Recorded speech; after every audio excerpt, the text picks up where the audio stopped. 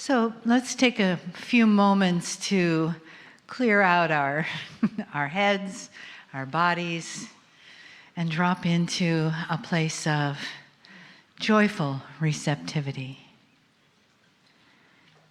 And close your eyes just for a moment. Take a breath in, let it out. And again, big breath in through the nose, out through the mouth.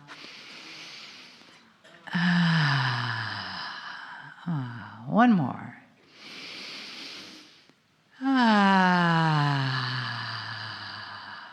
Oh, that's great.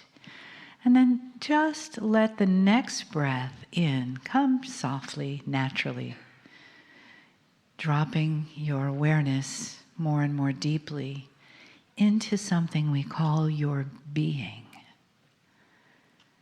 That place of all of your parts together, body, mind, heart, and soul. So that as your breath enters you, it touches all of these places. And imagine that that breath touches a web of life inside of you. And it's all a part of your function as a human, but it's also a part of your function as a spiritual being. That web created of your DNA fills your body, but it also is filled with your lifetimes of remembrance, of lessons, creating the wisdom that lives with you today, that brought you to this celebration weekend with Adirondha, with Kryon, with your family here, with your family that is on the other side of the veil.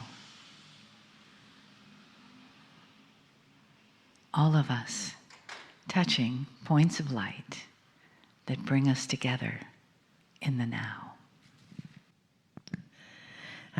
So it is good day to you, huh? So very good to see your light, your brightness, your divine presence. Dearest divine Sacramento. It is a fun word to say, huh? Just to Sacramento. Bringing in that energy to you of all that is sacred. Huh? Have you thought of looking at it that way? We are in evolutionary times, huh? We are in that connective force of shift and shift and shift again. Shift happens, we know. And it is a powerful energy. Each of you may have felt in this past year and now, 2020, that the energy is a bit intense. Have any of you felt that? Huh? Yes, and it feels like it is getting a bit more intense rather than slowing down. Huh? Yes, you see. That is the frequency of the planet. So each of you can see with 2020 vision what is clearly your path to be seen in, and clearly your path that is connecting with you. And we were sitting, tapping the vessel Marilyn on the shoulder a few minutes ago and said, you know, everyone should write their own autobiography now. And she thought, is that the one that the person writes themselves or someone else writes? What is that? She used to be an English teacher, but that was a former lifetime in this lifetime. So, yes. So we know, what would it be like for each of you to write your own autobiography? So some of you may have had a rocky start. That's done. That's the first chapter. It's a page long. Yes, we know that part. We don't need to go over it again and again, because every time you go over it, it brings it back into the cells of your body, and then you get all upset about it again. What's the point in that? Yet, Now, the page is turning, and we are seeing evidence of it everywhere. Because you see, even as our dear friend Lee Carroll talked about the field, that is your manifestation. That is your creation. We talked about it yesterday. And someone lost their purse and thought it was stolen, and we said, just feel what it feels like for it to come back to you. Feel what it feels like for you to find it with all your money there. Oh, that's kind of scary. How could you do that? Just feel it. What does it feel like for you to have your hands back on your bag? Whew. It's exciting. That's writing the new future. And that is where your book starts. You see, we believe that the front of the body is the past, and the back of the body is actually the future. Because you can't see where you're going, but you can see where you have been. Now that is different than most cultures, but we are not from most cultures.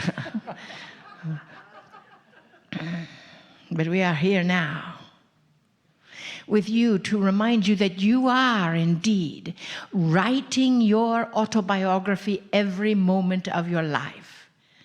Whether you write it with your hand, whether you write it with your fingers on a machine, or whether you think it. We talked with someone else today that they said something about they were afraid to go to bed because they were afraid that they could not sleep. That is not a fun autobiography. The body, surprisingly enough, is human in this transformation, yes?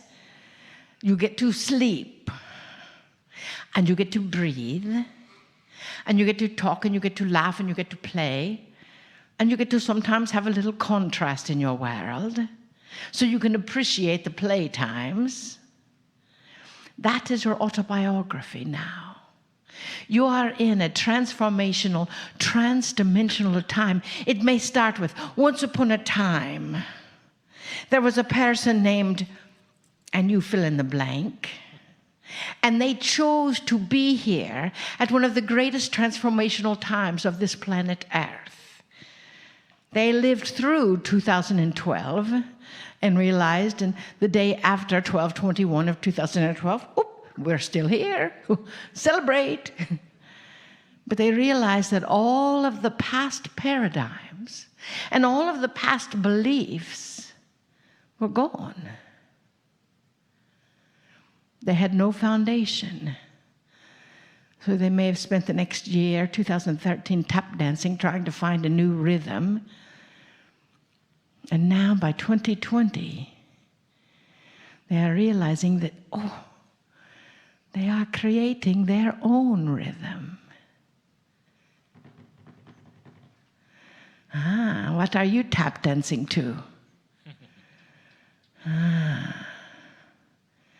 So we ask you, when you leave this place, to write your autobiography as to the way you would like your life to be for the next 5-year, 10-year, 20-year, 30-year, 50-year, 150-year. The body was designed to live a very long time, so you get to take care of it. What would it look like? We're going to teleport to Italy for lunch, right? You can come too. It is a big restaurant. You see, that frequency is what is creating the future. And when you live at that frequency and know in your heart of hearts, soul of souls, being of beings, it becomes fact. Are you ready to write your autobiography from this point forward? You can put in a paragraph about what happened before now. That is fine. It was a dark and stormy night. We were born. Well, we were not. We just came here. She was born on a Tuesday. And then now it is 2020. When you live at that frequency of having pure, clear vision of having the acknowledgement of love and light and laughter and joy, and know that every single thing that happens is happening for you so you can evolve, the world becomes a new place. Try it. You'll like it, huh? Ah, dearest beings of light, we love you so much. We see you, we know your skills, your talents, your fears, your joys, your presence. And we love you even more with it. We pulled a card for you in the new Kryon deck. It said, love yourself. Maybe that's the title of your autobiography. We do love you. Namaste. Greetings, dear ones. I'm Kryon of Magnetic Service.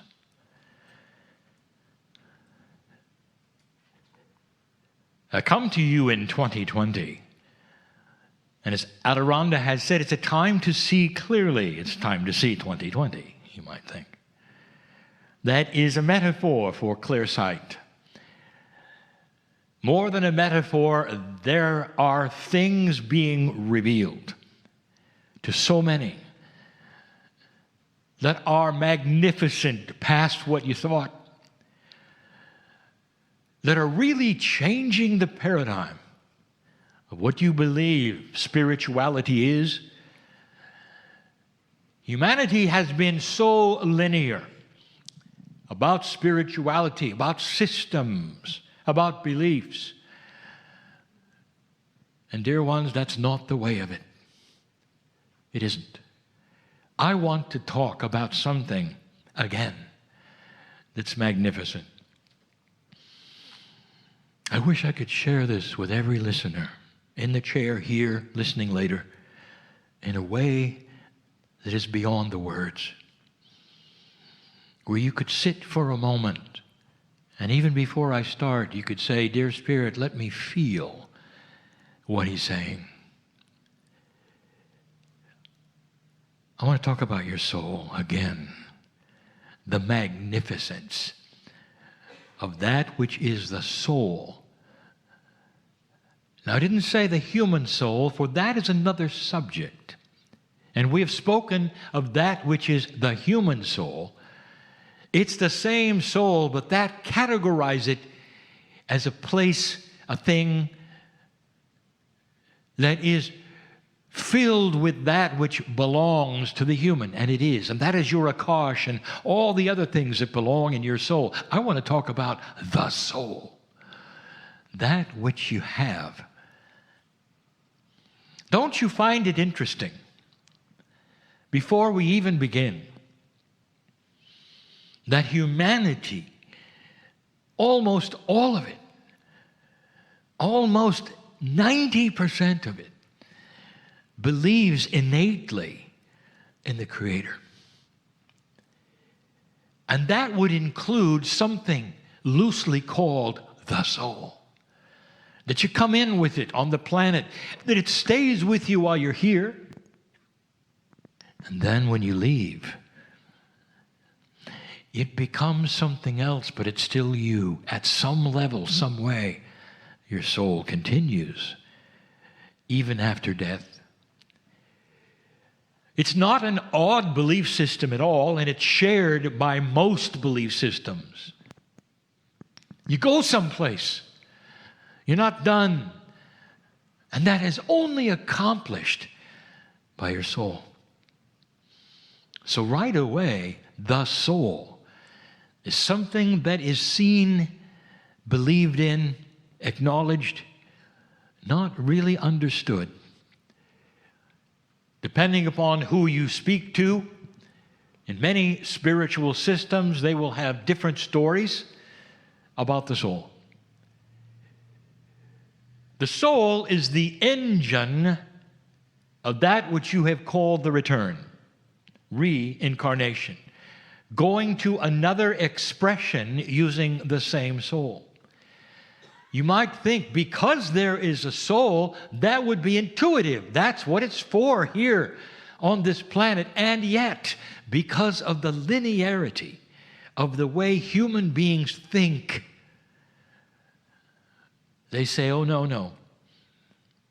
The soul was there somehow, and you got it as a human, and you use it, and then you leave, and the soul then has a choice whether it goes to heaven or hell. And that's the end.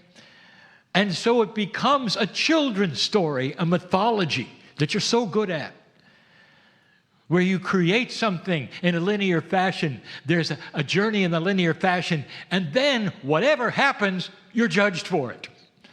How linear are you? That is the children's story of the soul. Those who understand more about that which is the evolution of spiritual thought and sense it clearer are the ones who realize it returns. That is the terminology we use of old soul, those who have been on the planet over and over. And these last hundreds of thousands of years, lifetime after lifetime, like a school, you learn. There are things which are placed within you, which can only be placed in one area, and that is your soul. And even as the mechanics of coming and going are not fully understood, or soul sharing is not fully understandable, the main soul is what we're speaking of. It's a depository while you're here of experience. I said something recently that I even will review now, is that the soul is also responsible while you're on earth for the things you like to do. Over a period of time or lifetimes, you may gravitate toward certain things that you enjoy as a human. We've told you before that the whole process of reincarnation is designed to be comfortable.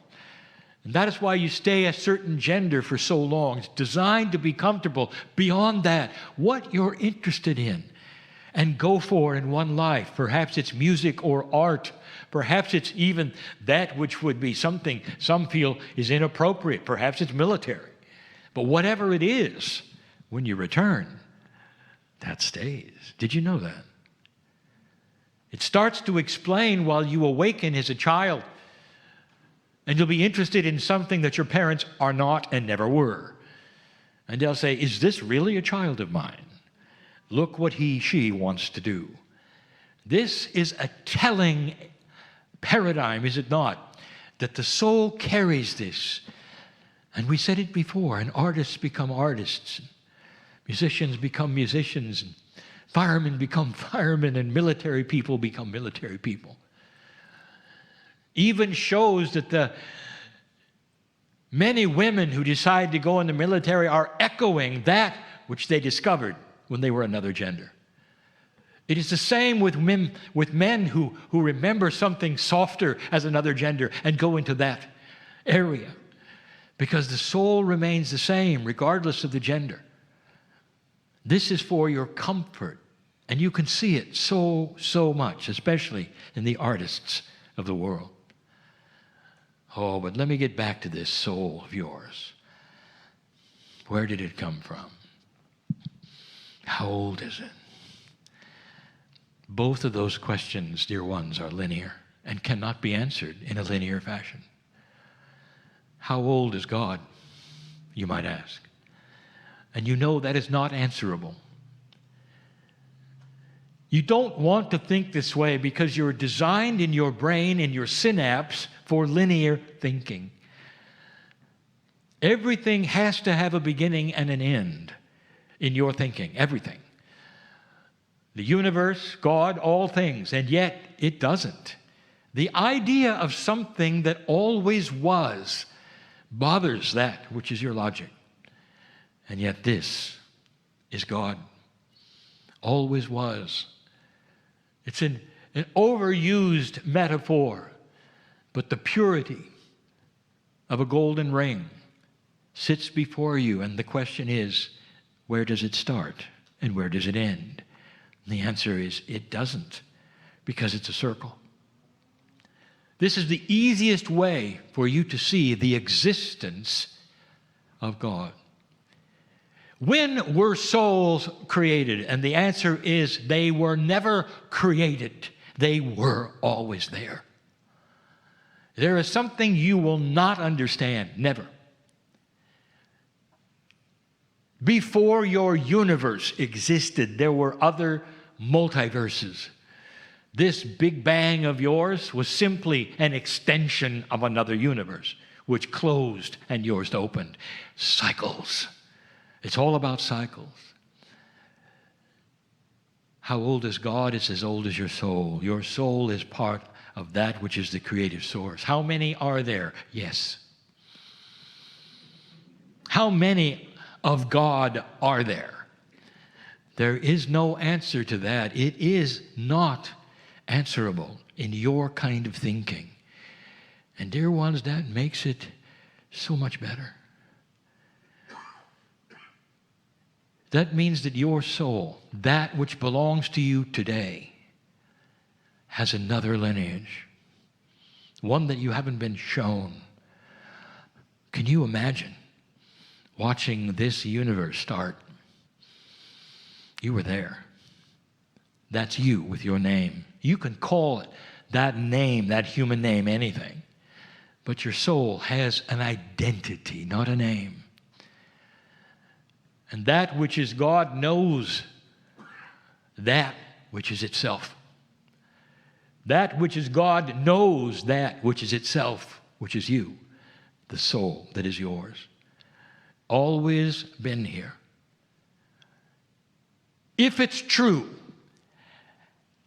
as the proposition has been put forward, if it's true that there are trillions and trillions of souls involved just in your galaxy, living on other planets, places that life can evolve that would have souls. Not all does. But if it was true, what is that lineage? And are you part of that? And the answer is yes. We have said before, the galaxy teeming with life. And yet, for some reason, it has taken you so long to consider that in a real sense. In a real sense, meaning a mainstream sense that says, is there a life out there like yours? Isn't it odd that if you asked that question 30 years ago, they'd shut the door in your face? Do you know how illogical that is? And yet that is the human bias, is it not? A linear bias that says you are alone.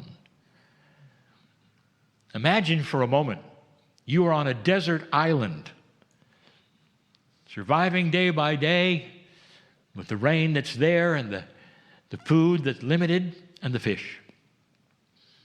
And that you're alone and you're pondering things. And the island is small. You can almost see all the way around it, one continuous beach. And you've walked it many times, around and around and around. And imagine for a moment, as the human in an older energy, you sit down and ponder life itself, the stars. And you ask the question, are there other beaches on earth? And the conclusion you come to is no, because I cannot see them. That is the logic that says there's no other life. They're placed too far away on purpose for you to interact with. And yet the same stuff that made you is the same stuff that has made all objects in this galaxy. The same table of elements is there. The same life is there.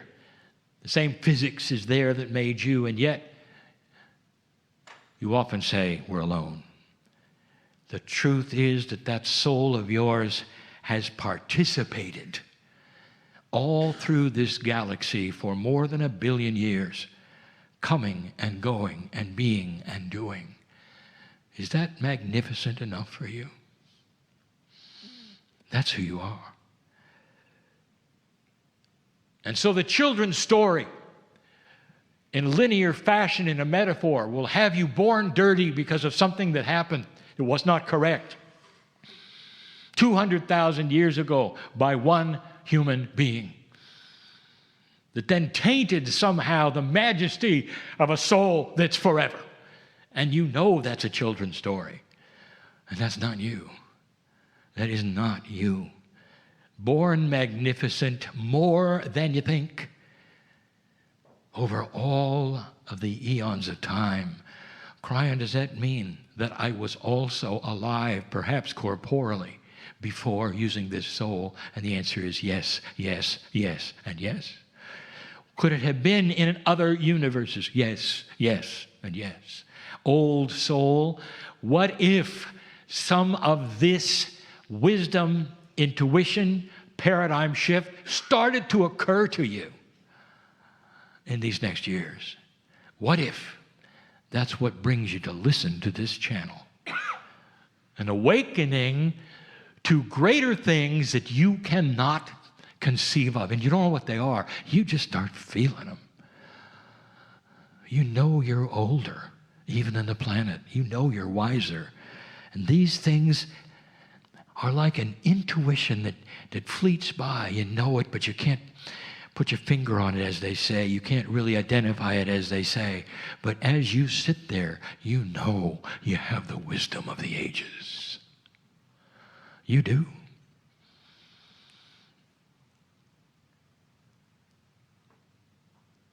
When I continue tonight, I want to tell you more.